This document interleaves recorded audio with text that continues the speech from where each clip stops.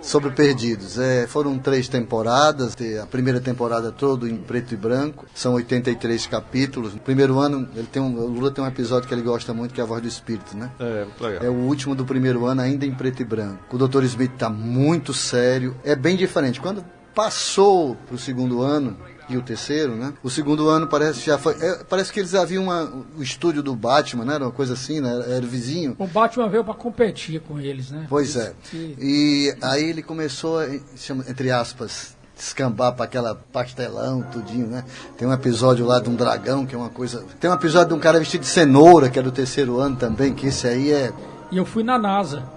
E lá tem um robô, uma réplica perfeita do Perdido no Espaço. O robô é um caso à parte. Na hora que eu vi, eu não acreditei. Pois é, o robô é um caso à parte, né? Uma pessoa dentro que tamanho...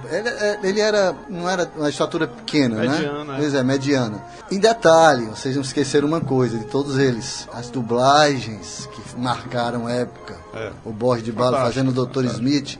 E não só esse não, os outros também. Todas essas séries era filme mesmo, né? Filme mesmo. E exibido pela antiga TV Ceará, Canal 2, aqui próximo. Logo no início, né? Depois a Globo também. Globo. E ainda hoje está sendo reprisado em algumas TVs. Eu comprei toda a série, né? Quando você quer lembrar alguma besteirada, aí você liga lá e assiste. É muito bom. E tem um fato, Roberto, que eu sou muito saudosista. E essas séries a gente assistia até os anos 70, início dos anos 80. E depois essas séries sumiram. Porque começou a ter produções novas, enfim, essa série desapareceu.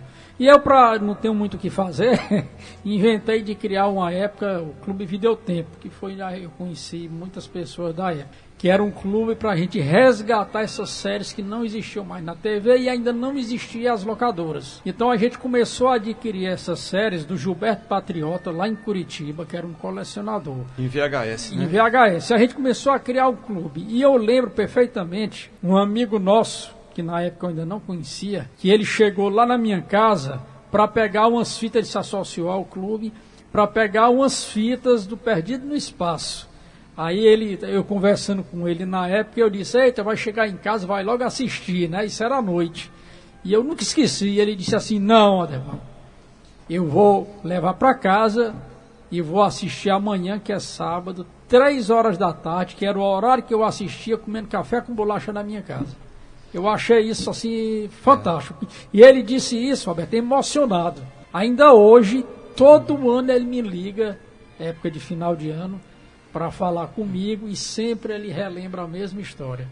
Para você ver como isso... Quanta recordação bacana, né? Não se esqueça, Derbal, nós nos conhecemos por causa disso, né? Exato. Nossa amizade começou nessa época. E em falar em seriado favorito, eu gosto de todos, eu tenho a predileção por Perdidos no Espaço, por alguns motivos, dentre os quais o elenco.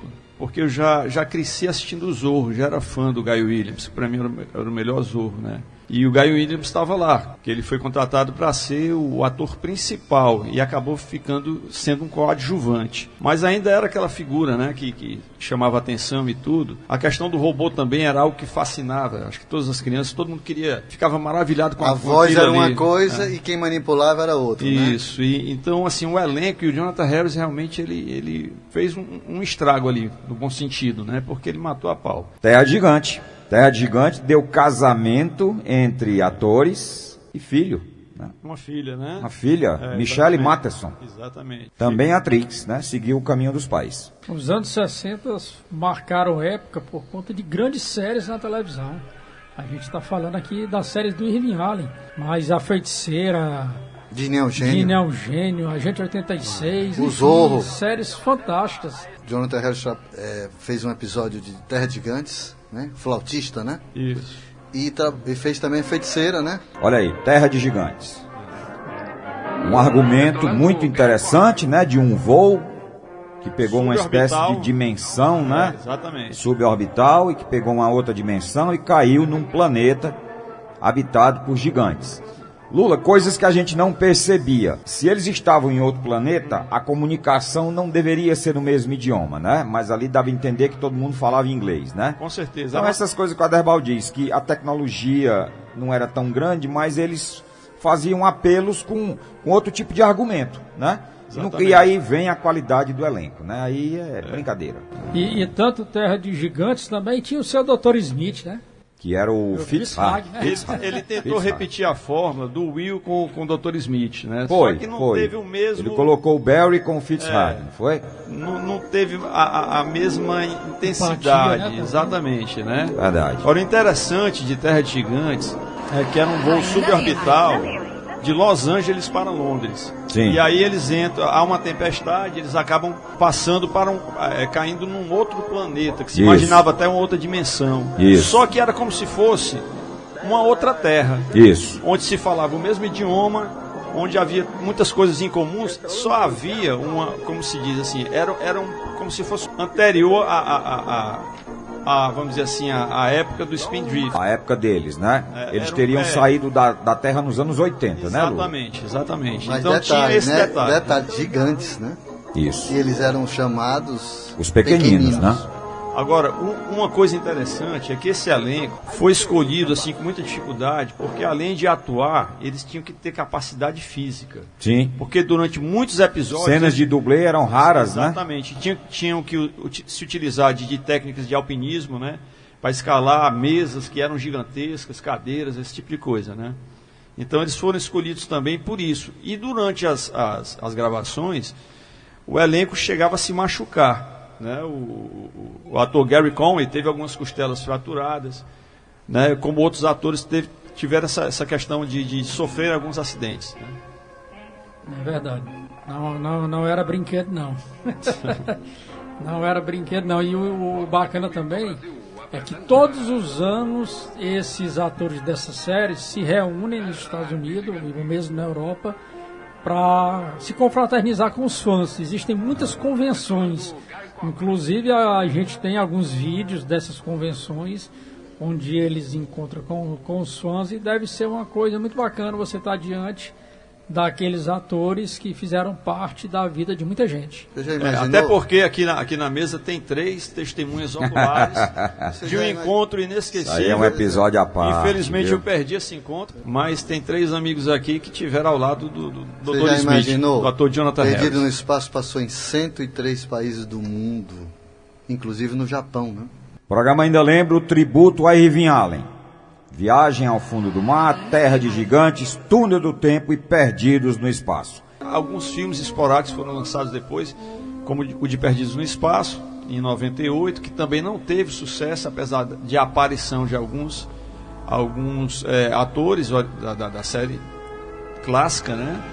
Mas que não teve aquela retratação fiel ao que era a época. As outras séries também povoaram muito a nossa imaginação. São inúmeras as séries. Eu acredito que todo mundo aqui se apaixonou pela Dini é um gênio. Certeza. A gente 86. A gente 86. Não, A gente 86 era o primeiro celular, né? Que era o sapato dele. Sapatofone. A série do Agente 86, ainda hoje, qualquer pessoa que assistir vai dar boas gargalhadas. E a dublagem é o excelente. Do 007, dublagem né? excelente.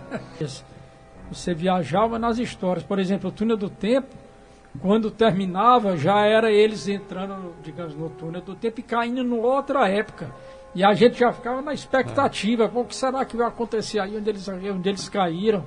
Enfim, deixava a gente... Sempre expectativa para o próximo episódio. Exatamente, tipo as séries antigas de cinema, né? Exatamente.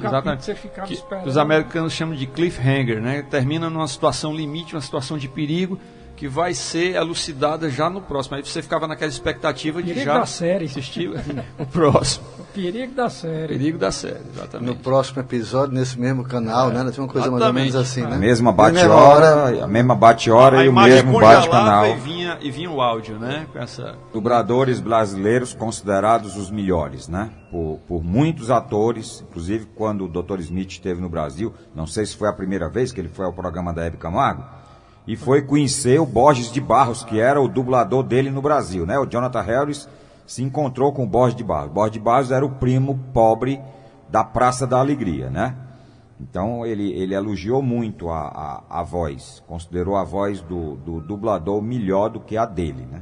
E não foi a primeira vez que isso aconteceu, né? Porque aconteceu inclusive com Orlando Drummond, que dublou vários e vários personagens, e teve um encontro dele com o Sargento Garcia da série Zorro. Sim. onde ele fez rasgados elogios ao Drummond. Foi, né? Me lembro. Porque ele disse, eu sou um homem grande com a voz pequena, e você é um homem pequeno com a voz grande. É verdade. É isso? É verdade. Esses bastidores aconteceram muitas coisas que poucas pessoas sabem, não tem conhecimento, a não ser aqueles como a gente que gosta, que pesquisa,